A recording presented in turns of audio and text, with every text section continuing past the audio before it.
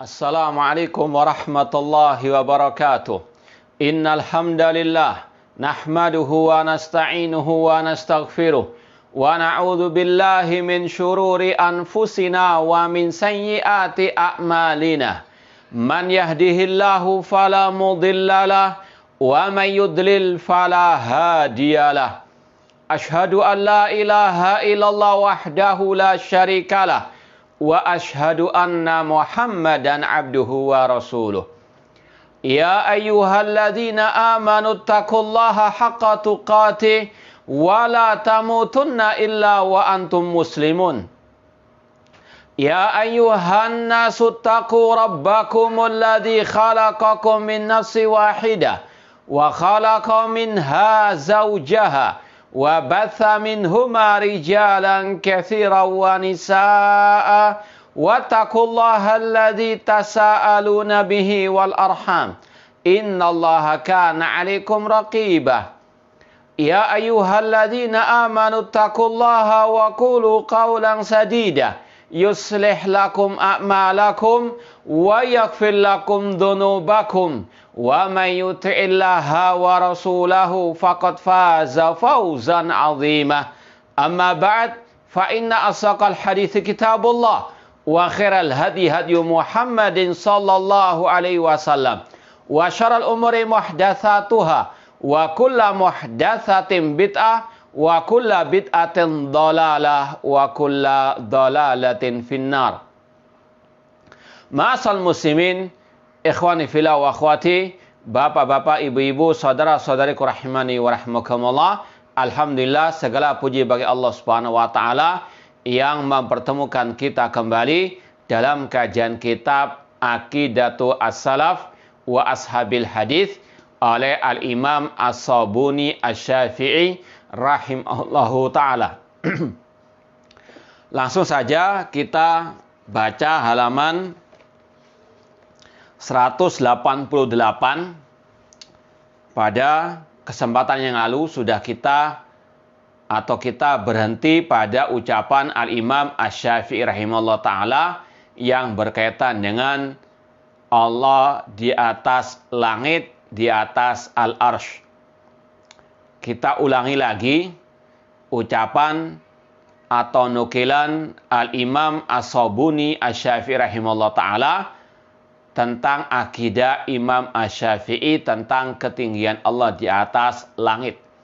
Ya, agar lebih mantul insyaallah, agar mereka-mereka yang mengaku sebagai pengikut Imam Asy-Syafi'i melek, sadar, bertobat dari akidah sesat mereka tentang di mana Allah Subhanahu wa taala. Imam As-Sabuni Asy-Syafi'i rahimahullah berkata, wa imamuna Abu Abdullah Muhammad ibn Idris Asy-Syafi'i radhiyallahu ta'ala anhu ihtajja fi kitabi al-Mabsut. Imam kami yaitu Abu Abdullah Muhammad bin Idris Asy-Syafi'i atau Imam Asy-Syafi'i yang sudah kita sampaikan, penulis kitab Aqidah Salaf Ashabul Hadis, yaitu Imam As-Sabuni Asy-Syafi'i. Dalam masalah fikih, beliau ikut mazhab Imam Asy-Syafi'i. Adapun dalam masalah akidah, tidak ada perbedaan mazhab antara imam empat tersebut. Ya, satu akidah, satu manhaj dalam berakidah. Imam kami Abu Abdullah Muhammad bin Idris Asy-Syafi'i radhiyallahu anhu, beliau berhujjah dalam kitabnya yang luas, yaitu kitab fi mas'alati i'taqir raqabah al-mu'minah, pada pembahasan memerdekakan budak mukminah yang beriman dalam masalah kafarah. Wa anna ghairal mu'mina la yasih at-takfiru biha, dan bahwasanya tidak sah memerdekakan budak kafir atau yang tidak beriman dalam masalah kafarah. Bi khabari Muawiyah ibn al-Hakam, beliau berhujjah, berdalil dengan hadis Muawiyah bin Hakam yang masyhur hadisnya yang dikenal dengan hadis Al-Jariyah, budak perempuan yang ditanya oleh Rasul, di mana Allah? Lalu sang budak menjawab, fis sama. Wa annahu arada an yu'tiqa al-jariyata aw sauda ali kafarah. Bahwasanya Muawiyah bin Hakam radhiyallahu anhu ingin memerdekakan budak perempuan yang sauda untuk kafarah. Wa sa'ala Rasulullah sallallahu alaihi wasallam an i'taqihi iyyaha. Dan beliau pun bertanya kepada Rasul tentang memerdekakan budaknya tersebut. Famtahanaha Rasulullah sallallahu alaihi wasallam. Rasul SAW pun menguji, ngetes, bertanya kepada sang budak sebelum dimerdekakan. Man ana? Rasul bertanya, siapa aku? Kemudian sang budak mengatakan atau mengisyaratkan fa'asyarat ilaihi wa ila sama. Sang budak mengisyaratkan kepada Rasul, kemudian mengarahkan ke atas langit. Yakni, kata Imam As-Sabuni Asy-Syafi'i, yakni annaka Rasulullah alladzi fis sama. Maksudnya, engkau adalah utusan Allah yang ada di atas langit. Dalam riwayat Sahih Muslim, jelas ketika ditanya, aina Allah, di mana Allah? Sang budak menjawab, fis sama, Allah ada di atas langit.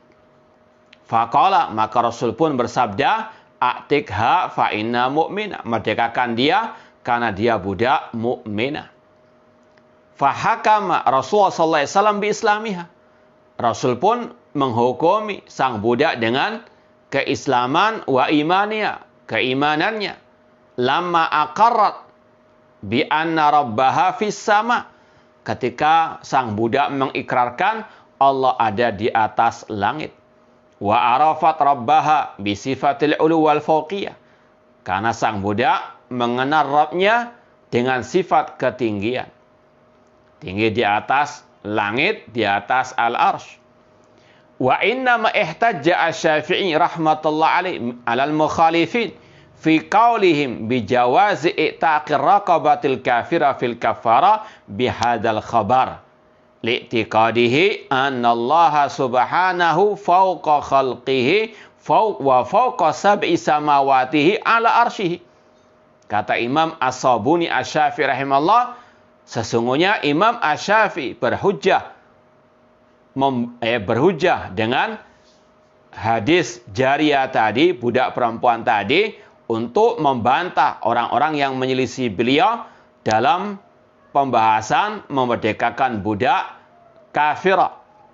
Bahwasanya kata beliau tidak sah memerdekakan budak yang kafir, yang tidak beriman dalam masalah kafarah, dan beliau berdalil dengan hadis budak perempuan tadi. Kemudian kata Imam As-Sabuni Asy-Syafi'i, kenapa beliau berdalil dengan kisah hadis budak perempuan tadi? Li'tiqadihi. Karena Imam Asy-Syafi'i rahimahullah berkeyakinan, berakidah Allah di atas makhluknya, Allah di atas langit ketujuh, di atas arsy-Nya. Ini akidah yang masyhur dari Imam Asy-Syafi'i rahimahullah ta'ala. Ini bukan karangannya Wahabi. Ya. Ini Imam As-Sabuni meninggal tahun 449. Meninggal pada abad 5 Hijriah. Sedangkan Syekhul Islam Muhammad bin Abdul Wahab rahimahullah, beliau hidup di abad ke-12 Hijriah. Ya, apakah Imam As-Sabuni Asy-Syafi'i ini mazhabnya Wahabi? Ya, sekali lagi, Syekhul Islam Muhammad bin Abdul Wahab atau mereka yang menuduh dakwah salafiyah dengan istilah Wahabi. Bahkan na'udzubillah min dalik, mereka menuduh salafi Wahabi benih terorisme, radikalisme. Kaburat kalimatan takhruju min afwahihim iyakuluna illa kadhiba. Tidaklah mereka berkata kecuali dusta. Kaburat kalimatan takhruju min afwahihim. Sungguh besar kedustaan yang keluar dari mulut-mulut mereka. Tidaklah mereka mengucapkan kecuali dusta. Dakwah salafiyah sangat jauh dari ajaran terorisme ataupun kelompok terorisme ataupun khawarij.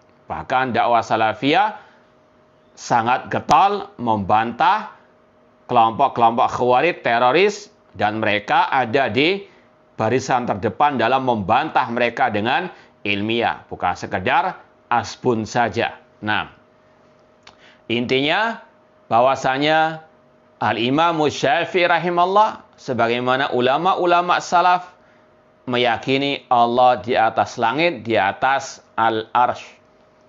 Cuma sangat disayangkan yang mengaku-ngaku pengikut Imam Syafi'i, mereka jauh dari akidah Imam Asy-Syafi'i rahimallahu ta'ala. Ya, dan ini juga sebagai bantahan ucapan orang yang mengatakan tidak ada bedanya akidahnya Asy'ari dengan Imam Asy-Syafi'i. Maksudnya Asy'ari yang fase kedua mengikuti ajaran kullabiyah yang menetapkan sebagian sifat, menolak sebagian yang lainnya. Tidak sama antara akidahnya Imam Syafi'i dengan mereka tersebut. Imam Syafi'i, sebagaimana kata Imam As-Sabuni, mengatakan bahwasanya Allah fis sama, Allah di atas langit. Ya, dan kemudian kata beliau, kama mu'taqadun muslimin min ahli sunnah wal jamaah salafihim wa khalafihim. Sebagaimana ini adalah akidahnya kaum muslimin dari ahli sunnah wal jamaah yang terdahulu maupun yang belakangan, yang terakhir. Ini ahli sunnah yang asli, ahli sunnah ala Imam Asy-Syafi'i rahimahullah ta'ala. Itkana rahimallah la yarwi khabaran sahihan thumma la yakulu bihi. Karena beliau rahimallah tidak mungkin meriwayatkan hadis yang sahih kemudian beliau tidak mengikrarkannya, membenarkannya. Imam Asy-Syafi'i punya manhaj, punya metode, hadis yang sahih wajib dipegang erat. Beliau tidak akan mungkin menyelisih hadis yang sahih yang datang kepada beliau. Dan di sini pula tidak mungkin Imam Syafi'i melarang orang bertanya aina Allah, karena ini yang Rasul contohkan. Maka sungguh bodoh, sesat yang melarang orang untuk bertanya di mana Allah, atau mencelah pertanyaan di mana Allah. Karena Rasul yang mengatakan demikian dan itu dibenarkan oleh Imam Asy-Syafi'i rahimahullah ta'ala. Bahkan sudah pernah kita sampaikan ucapan Imam Al-Hafidh Abdul Ghani Al-Maqdisi dalam kitab beliau Al-Iqtisad fil I'tiqad. Kita baca ucapan beliau, wa min ajhali jahlan wa askhafi aklan wa adallu sabilan, atau wa adalla sabilan mimman yakul innahu la yajuz an yuqal aina Allah ba'da tasrihi sahibi syariah biqaulihi aina Allah. Kata Imam Abdul Ghani Al-Maqdisi rahimahullah, siapakah yang lebih bodoh, yang lebih dungu, yang lebih sesat daripada orang-orang yang mengatakan tidak boleh bertanya di mana Allah setelah Rasul mencontohkan, setelah Rasul bertanya kepada budak perempuan aina Allah. Yang melarang pertanyaan ini adalah orang yang paling jahil, bodoh, paling dungu, paling sesat. Ini kata Imam Abdul Ghani Al-Maqdisi rahimahullahu ta'ala. Dan ini sekali lagi yang juga disetujui oleh Imam Asy-Syafi'i rahimahullahu ta'ala. Buktinya beliau meriwayatkan hadis tersebut dalam kitabnya Al-Um dan juga dalam kitabnya Ar-Risalah yang sudah kita baca pada pertemuan yang lalu. Bahkan ini juga akidahnya Asy-Syaikh Abdul Qadir Al-Jailani. Orang-orang itu mengaku cinta kepada Asy-Syaikh Abdul Qadir Jailani, bahkan berlebihan dalam menyanjung beliau, bahkan mengkeramatkan, mengkultuskan, bahkan mungkin menuhankan beliau. Padahal Imam Asy-Syaikh Abdul Qadir Al-Jailani dalam kitab Al-Ghunyah yang sudah kita terjemahkan akidah beliau, beliau mengatakan wa huwa bi jihatil ulu mustawin 'alal arsy.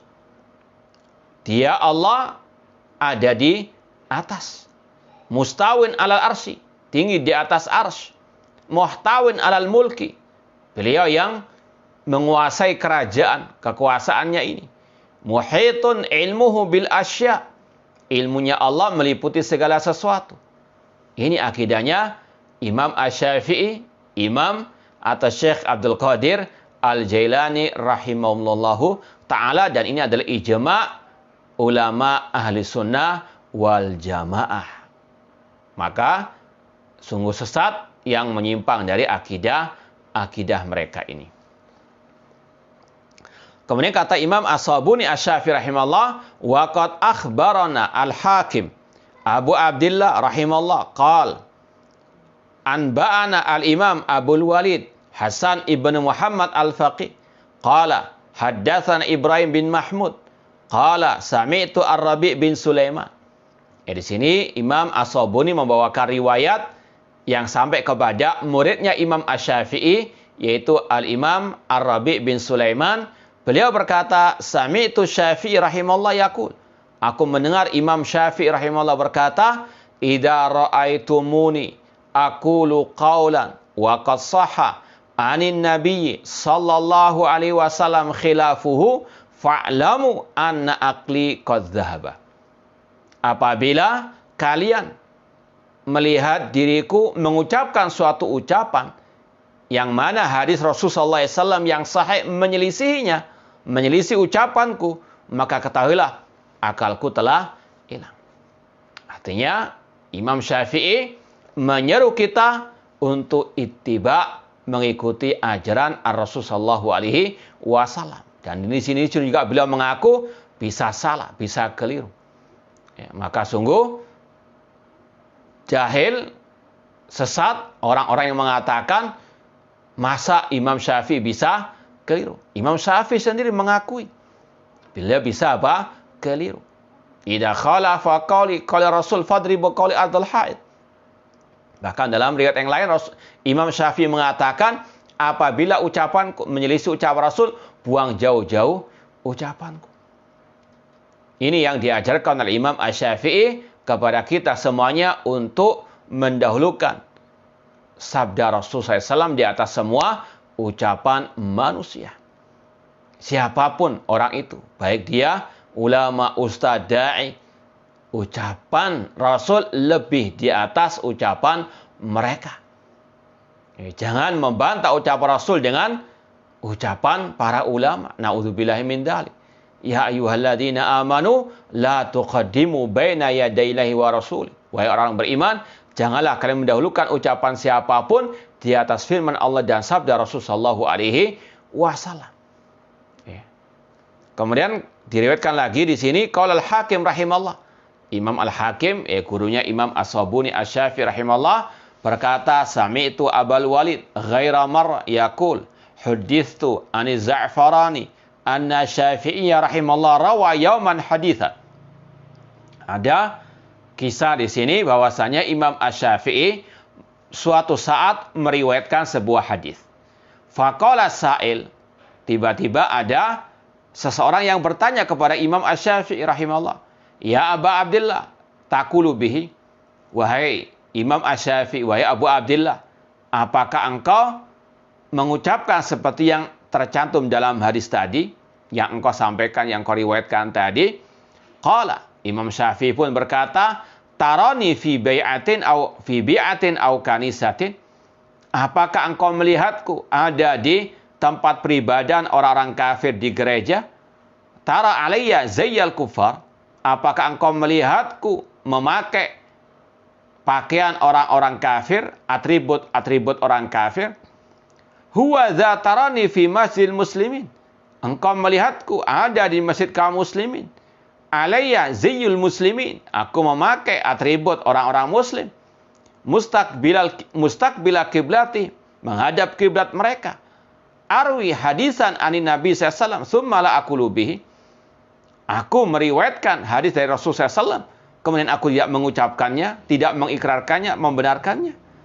Ini ucapan bentuk kemarahan, kemurkaan Imam Syafi'i terhadap orang tersebut. Aku masih muslim. Tidak mungkin aku meriwayatkan hadis dari Nabi SAW, kemudian aku tidak membenarkannya.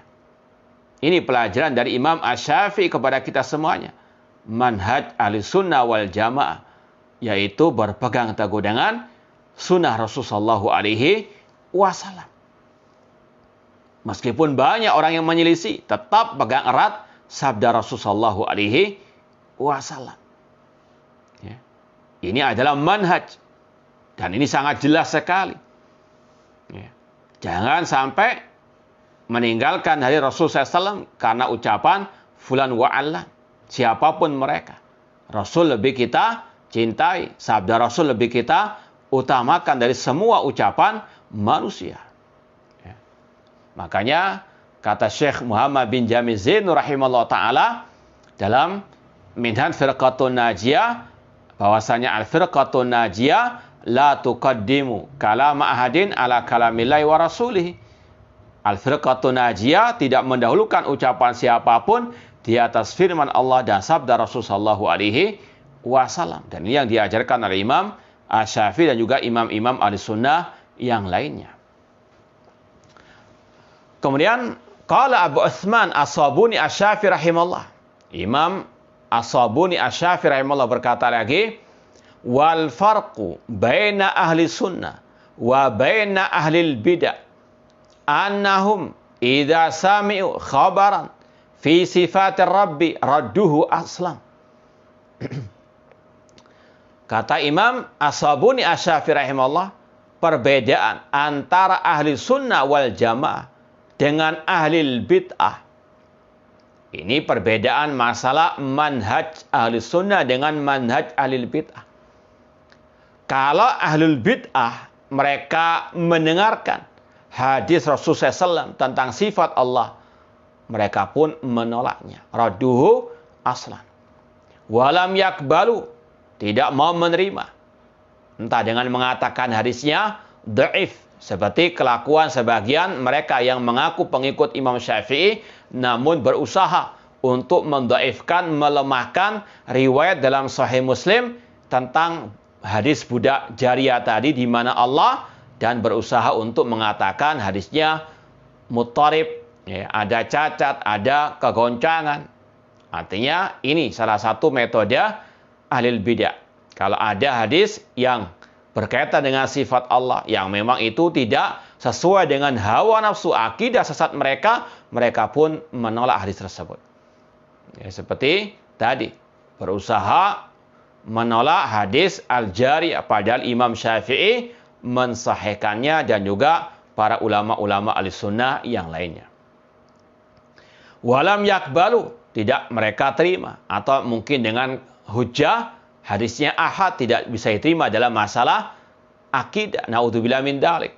Ini akidah sesat mereka. Imam Syafi'i dan yang lainnya tidak pernah mensyaratkan menerima akidah kalau hadisnya mutawatir saja. Para ulama sudah kita sampaikan dari ucapan Imam Sabuni dan yang lainnya, cukup hadisnya sahih, tidak harus mutawatir, banyak periwayatannya. Ini sekali lagi manhaj ahli sunnah yang berlainan dengan manhaj ahli al-bid'ah. Kemudian di sini ada ucapan Imam As-Sabuni yang terputus. Ya, di sini tidak ada sambungannya, berhenti pada walam yakbalu au.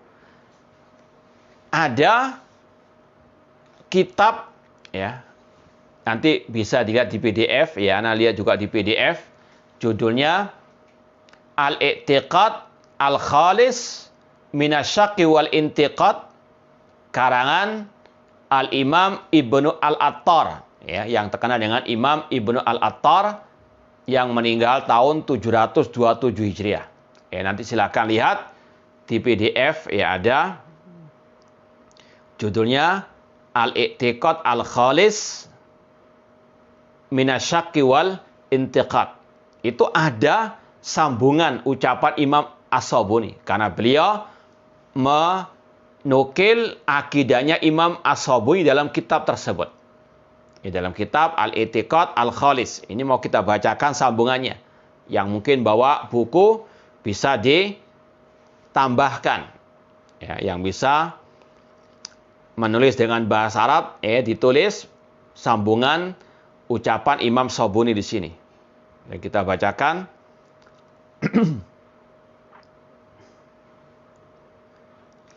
Ini nanti antum bisa lihat, ya, halaman 192.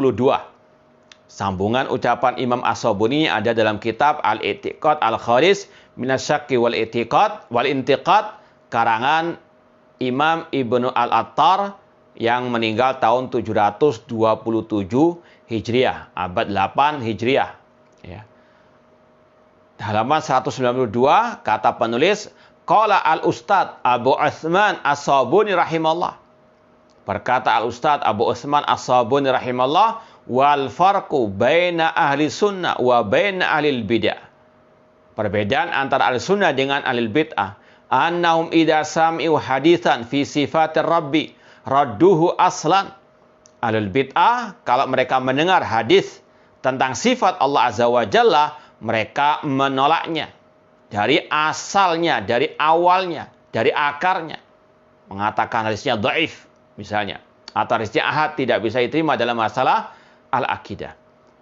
Walam yakbalu au qabilu. Ya, itu tambahkan au qabilu. Atau mereka menerimanya fi dhahir. Kalau di sini lid dhahir, lamnya ganti dengan fi. Au qabilu fi dhahir. Atau mereka menerimanya secara dhahir. Hadisnya sahih. Ya, namun summa ta'awwalu bi ta'wilin. Ya. Ini sama dengan yang di buku summa ta'awwalu bi ta'wilin. Kemudian mereka mentakwil. Ini metode-metode ahli bid'ah. Yang pertama, menolak dari awalnya. Hadisnya tidak sahih kata mereka, hadisnya dhaif, padahal dalam Sahih Bukhari, Sahih Muslim disahihkan oleh para ulama. Ya, namun mereka karena nggak cocok dengan hawa nafsu mereka, hadis tersebut mereka tolak. Tidak mereka terima. Atau mereka mengatakan hadisnya sahih, tapi mereka takwil-takwilkan. Ya, nanti akan kita jelaskan lagi. Kita mau bacakan dulu ucapan Imam As-Sabuni yang lengkap dari nukilan kitab Al-I'tiqad karangan Ibnu Attar. Kemudian summa ta'awalu bi ta'wilin. Mereka pun mentakwil dengan takwil yaksiduna bihi raf'al khabar min aslihi wa ibtala makna. Mereka takwilkan dengan tujuan untuk mengangkat ataupun membatalkan hadis tersebut dari pokoknya juga, dari asalnya. Jadi yang pertama dengan yang kedua ini sama saja. Intinya tidak mau menerima hadis tersebut. Cuma yang pertama lebih kasar. Ya, mengatakan hadisnya tidak sahih. Yang kedua hadisnya sahih, cuma maknanya tidak seperti yang diinginkan oleh Rasulullah SAW. Ya. Wa ibtala makna, itu titik-titik, wa ibtala maknahu. Ya, antum tambahkan wa ibtala maknahu. Mereka ingin untuk menolak maknanya. Kalau yang pertama menolak lafadznya, hadisnya tidak sahih. Yang kedua lafadznya sahih, namun maknanya ditakwilkan. Ya. Kemudian kata beliau wa ahlu sunnati. Nah ini panjang tambahannya. Ya, antum tambahkan ini panjang. Yang hilang di sini, di buku yang ada di hadapan kita ini agak panjang hilangnya. Antum tambahkan. Wa ahlu sunnati yakbalunahu. Adapun ahlu sunnah, mereka menerima hadis tentang sifat Allah. Sami'na wa sadaqna. Ahlu sunnah yakbalunahu. Ahlu sunnah yakbaluna. Menerimanya. Wa yusaddiqu nabi. Membenarkannya. Antum tambahkan. Setelah wa ibtala maknahu wa ahlu sunnati yakbalunahu wa yusaddiquna bihi wa la yattahimuna Rasulullah sallallahu alaihi wasallam wa la yattahimun. Mereka tidak menuduh Rasul SAW fima qalahu bihi atau fima qalahu minhu. Mereka tidak, Ahlussunnah tidak menuduh Rasul SAW terhadap apa yang beliau ucapkan. Bal yattahimuna uqulahum. Nah, sampai di sini sama dengan yang ada di kitab. Bal yattahimuna uqulahum. Tambahkan bal yattahimun uqulahum, ini sudah ada. Jadi saya bacakan lagi lengkapnya, antum cocokkan.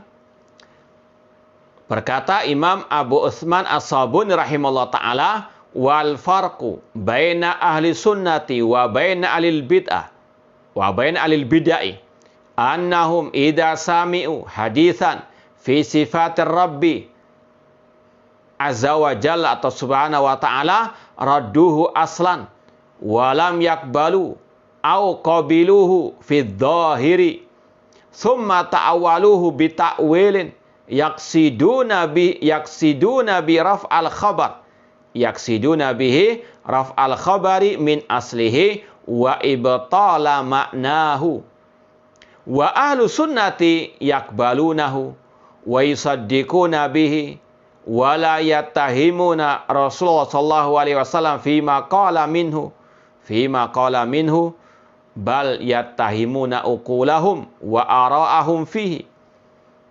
Ya, setelah itu sama dengan yang di kitab. Ya, ana terjemahkan dan kita jelaskan. Berkata Imam As-Sabuni Asy-Syafi'i rahimahullah, perbedaan antara ahli sunnah wal jamaah dengan ahli bidah dalam masalah manhaj. Bahwasanya ahli bid'ah, kalau mereka mendengarkan hadis Rasulullah SAW tentang sifat Allah, mereka langsung menolaknya. Itu menolak lafadznya tadi.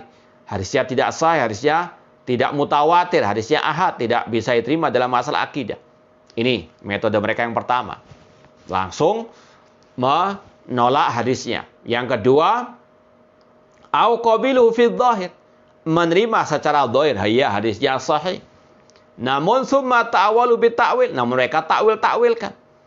Ya, dengan takwil yang maksudnya sama dengan yang pertama tadi, menolak hadis tadi, cuma lebih halus. Ya.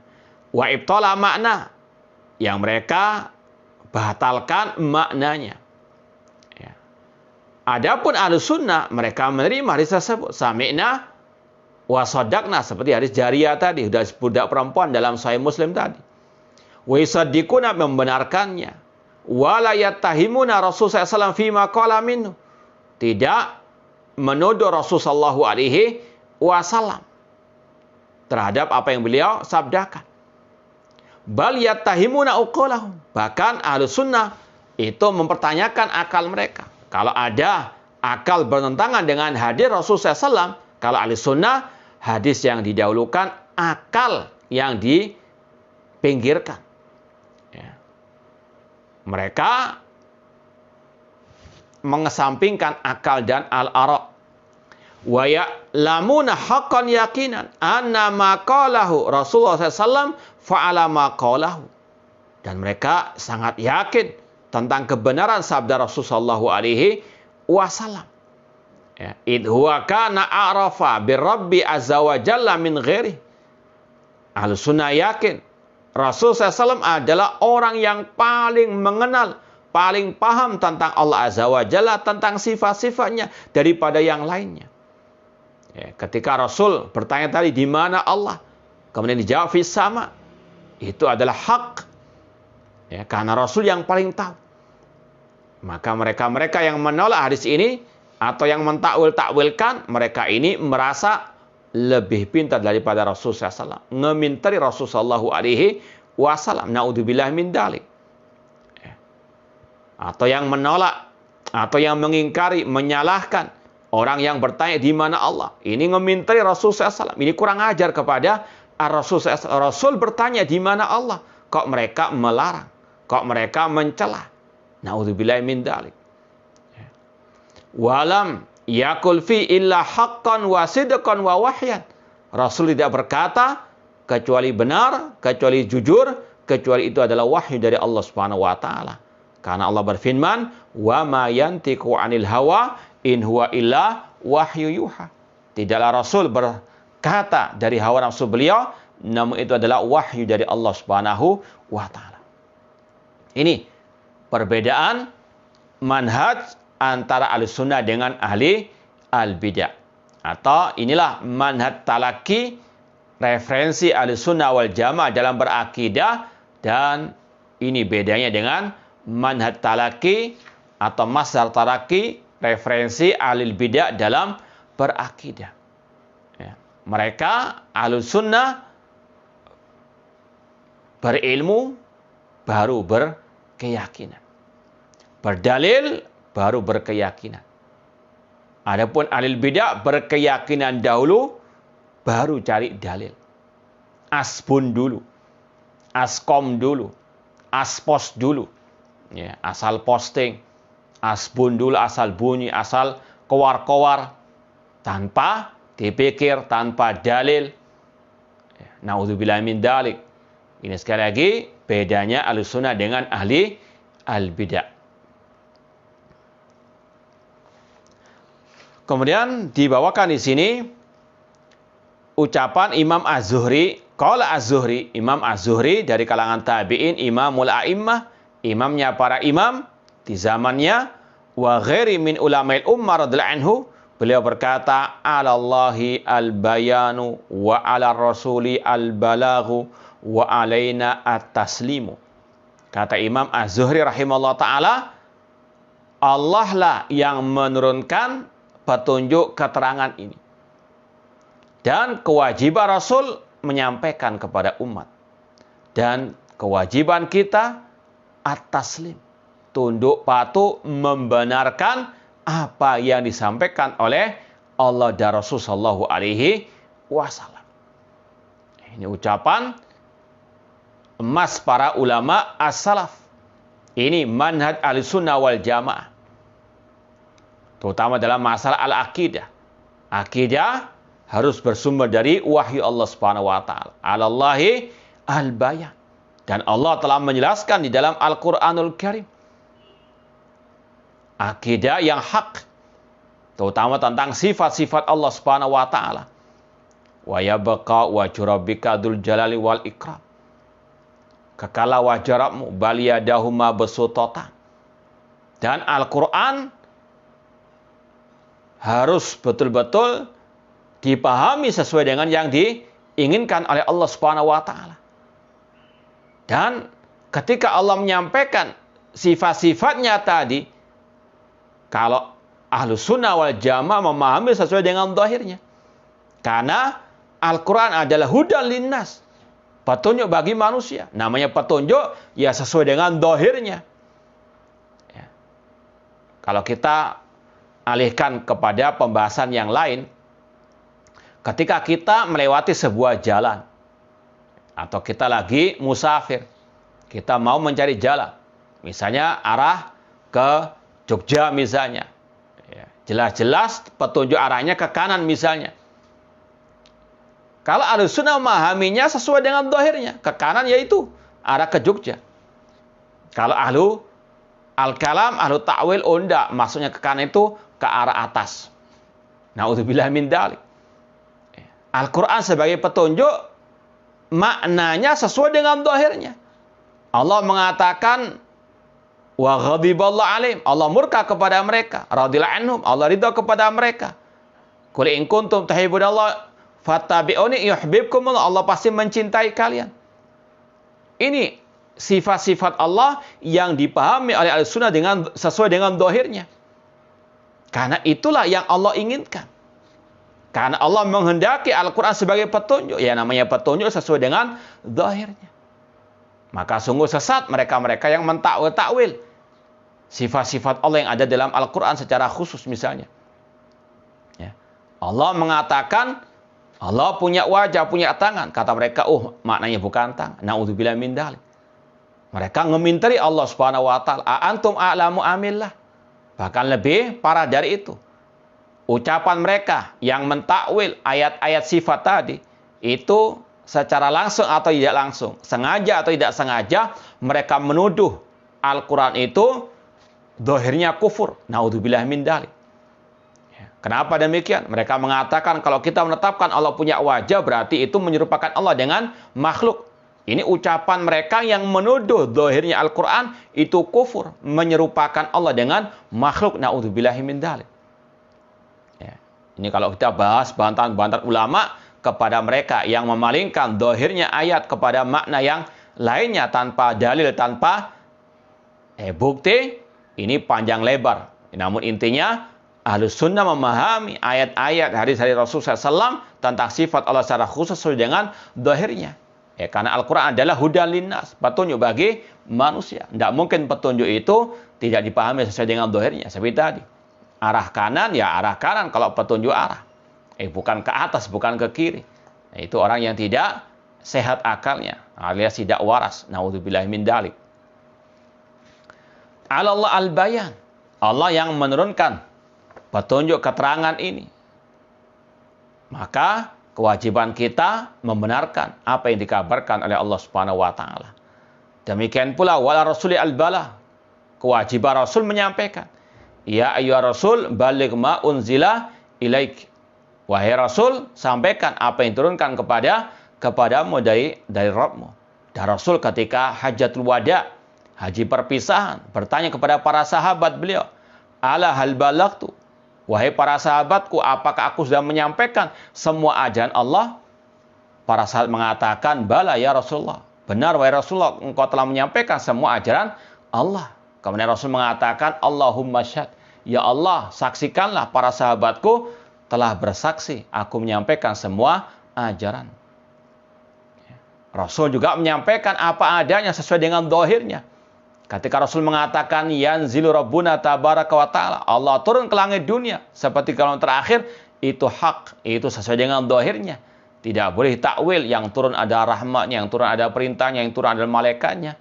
Ini ngominteri Rasulullah SAW.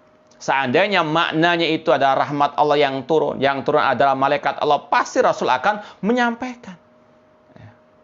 Kalau maknanya itu yang turun bukan Allah, dan Rasul nggak menyampaikan, berarti Rasul berkhianat. Naudzubillahi min dzalik. Maka sungguh benar ucapan Imam Malik rahimahullah, man ibtada'a fil islami bid'atan yaraha sanatan faqad za'ama anna Muhammadan khana risalah. Barang siapa berbuat bid'ah, entah dalam masalah akidah, dalam masalah ibadah, dan dia menganggap itu bid'ah hasanah, maka dia telah menuduh Rasul mengkhianati agama Allah. Naudzubillahi min dzalik. Makanya mereka mengaku cinta kepada Rasul, namun pada hakikatnya mereka itu membenci Rasul, menuduh Rasul dengan tuduhan-tuduhan yang keji. Naudzubillahi min dzalik. Wa ala rasuli al-balah, tugas Rasul menyampaikan. Wa alaina at-taslim. Kewajiban kita kaum muslimin membenarkan, tunduk patuh, berserah diri kepada apa yang disampaikan oleh Allah dan Rasul sallallahu alaihi wasallam. Fala wa rabbika la yu'minuna hatta yuhaqqimuka fima syajara bainahum tsumma la yajidu fi anfusihim harajan mimma qadaita wa yusallimu taslima. Dalam surat An-Nisa ayat 65 Allah mengatakan, fala wa rabbika la yu'minun. Sekali-kali demi Rabbmu, mereka tidak beriman, tidak sempurna iman mereka, sampai mereka menjadikan engkau Nabi Muhammad sebagai hakim pemutus dalam perkara yang mereka perselisihkan, dan mereka tidak mendapatkan keberatan dalam hati mereka, dan mereka betul-betul tunduk kepada keputusan Rasulullah SAW. Ya, Rasul mengatakan tadi Allah turun ke langit dunia seperti kalau terakhir, ya sudah, sami'na wa sadaqna. Kita dengar dan kita benarkan sabda Rasulullah SAW. Tidak boleh membantah, tidak boleh mentakwil-takwilkannya. Jangan ngominteri Rasulullah SAW. Ya, sebetulnya masih ada riwayat yang disampaikan oleh Imam As-Sabuni Asy-Syafi'i di sini, namun kita tunda saja. Insyaallah pada pertemuan yang akan datang akan kita bahas. Wallahu taala alam. Kalau ada pertanyaan, tafadhalu.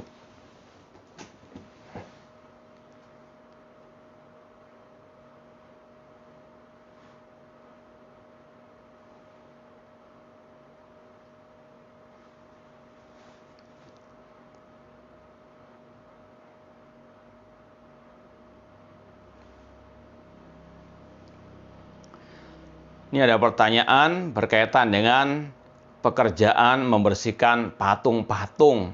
Ya, mungkin di rumah mau membersihkan gambar-gambar makhluk yang bernyawa. Ini termasuk dalam kategori larangan yang Allah katakan, wala ta'awanu 'alal itsmi wal udwan. Jangan tolong-menolong dalam dosa dan permusuhan. Wallahu a'lam.